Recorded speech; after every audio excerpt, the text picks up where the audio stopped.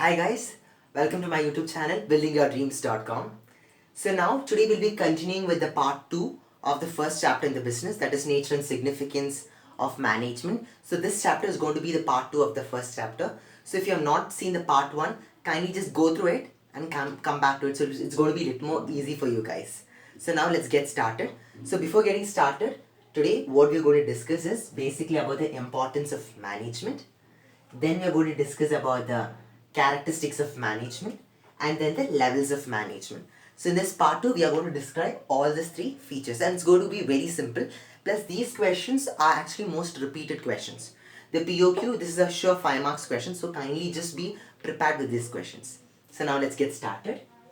Importance of management.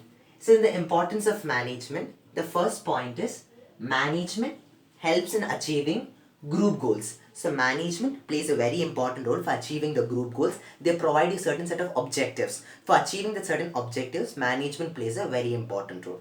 So this is the first point. So management helps in achieving the group goals. All your group activity, all your ultimate destination of your goal in that entire business can be achieved with the help of management.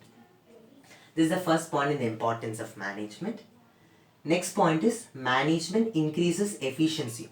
So one of the most important point in the management is management increases efficiency to maximize output with the minimum cost. So it plays a very important role for maximizing the output with the minimum cost. Third point is management creates dynamic organization. So as I described in the previous video, what is dynamic organization? It's basically that every firms bring constant amount of changes. So if the company changes according to the consumer preferences. So this is known as the management creates dynamic organization. And the next fourth point is management helps in achieving personal objective. So what are the personal objectives we described before and what are the things we discussed? The first one was fair wage and salary, remuneration, high development needs which provides for the employees, good working condition. So all these objectives can be achieved with the help of management. So management helps in achieving your personal objective. We have discussed before, right? Fair wage and salary, good working condition, social recognition in the firm, high level needs, which includes training and development. So these are the first 4 points which are very important. So if in case you're asking what is the importance of management, first point we discussed as it is like management helps in achieving group goals, management increases efficiency, management creates dynamic organization, constant changes, management helps in achieving personal objectives.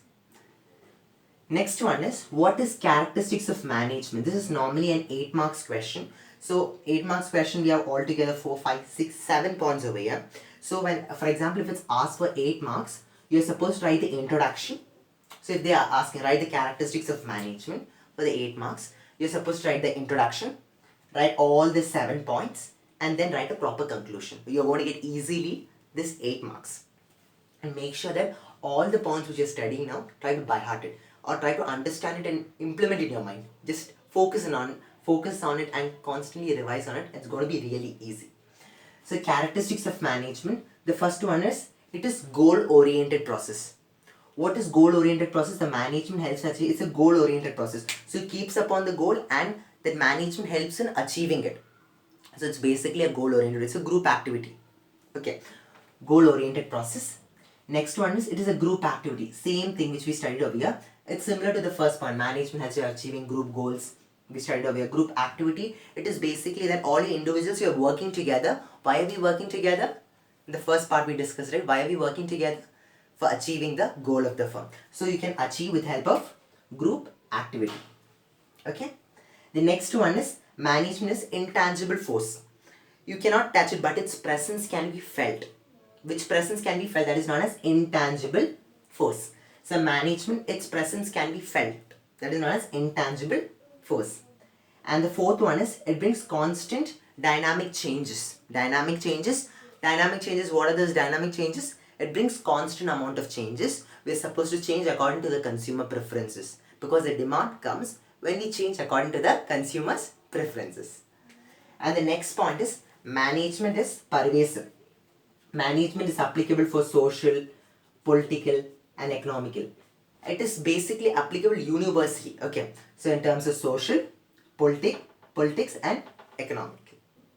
Okay, and the next one is management is of multi-dimension. What is the meaning of multi-dimension?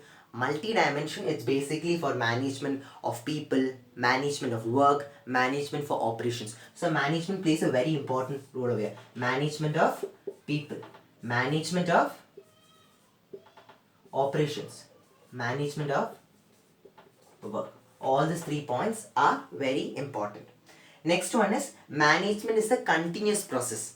So it's an ongoing process. There's no end for the management, right? What is a continuous process? We studied in the first part, right?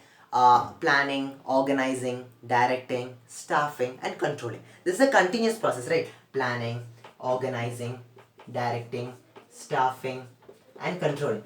This keeps on repeating, and it's a continuous process. So it is a process of planning, organizing, directing, staffing, and controlling, in which enterprises efficiently and effectively achieve the goal of the firm. We studied the same concept in the first part 1 of the same chapter. So next one is we complete. Now we're going to write a proper conclusion. Based on the above features, you may give a side of conclusion towards it. So for the introduction, you can give what basic definition of the management. That's more than enough. So you're going to write the intro first. You're going to mention all these points. You're supposed to describe the points. Just write at least 4 to 5 lines or 3 to 4 lines about each point. And then after completing all the 7 points, you're going to give a proper conclusion. And it's very easy for you to get 8 marks. Let's go through the points once again. Management is a goal-oriented process. Management helps in achieving group activity. Management is of dynamic nature. Management is an intangible force. Management is pervasive in terms of social, political, and economic. And management is multi-dimension. Management of people, management of operation, and management of work. And management is a continuous process. So here ends our importance and characteristics. So next one which I'm going to teach is a practical oriented question. It is basically the 5 marks most important and repeated question. Most of the exams it's basically a continuous question which they are asking. So in the levels of management you're supposed to draw a triangular egg structure.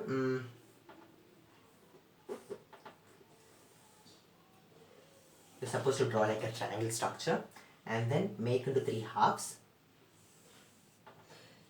Okay. So in the levels of management, you draw a triangle and then you broke into 3 halves. First one is top management. I'm just writing TM, top management. First one is top management. Second one is middle management. Okay, second one is middle management. And the third one is supervisory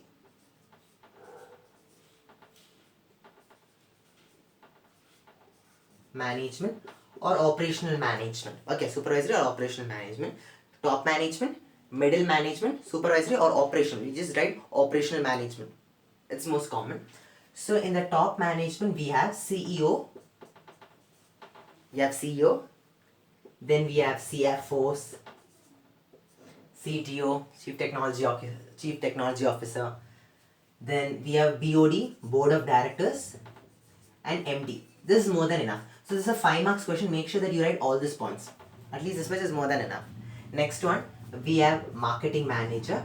In the middle management, we have marketing manager, sales manager, and finance manager. Finance manager. Okay. The supervisory management, what are the things we are going to discuss? Inspector and supervisor and foreman. Okay.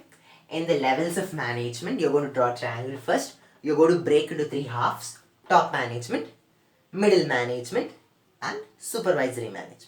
And top management, you have CEO, CFO, BOD, MD. You may just write this much, and if you want, just put etc. And middle management, marketing manager, sales manager, finance manager.